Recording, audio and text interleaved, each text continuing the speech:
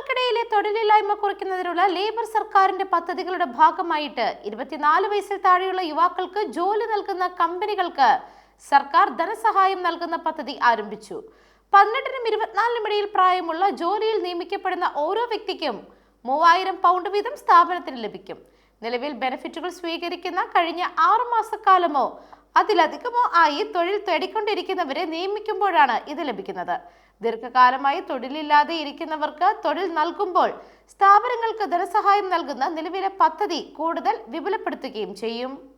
യുവാക്കൾക്കിടയിൽ വർദ്ധിച്ചു വരുന്ന തൊഴിലില്ലായ്മ നിയന്ത്രിക്കാനുള്ള ശ്രമത്തിന്റെ ഭാഗമായിട്ടാണിത്. ഔദ്യോഗിക കണക്കുകൾ അനുസരിച്ച് 16നും 24നും ഇടയിൽ പ്രായമുള്ള 9,50,000-ൽ കൂടുതൽ പേരാണ് തൊഴിലിലോ വിദ്യാഭ്യാസത്തിലോ പരിശീലനത്തിലോ ഏർപ്പെടാത്തവരായിട്ടുള്ളത്.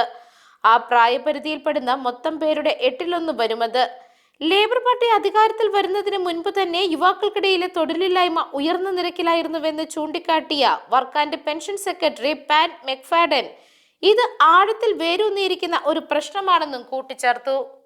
News desk Magnavision.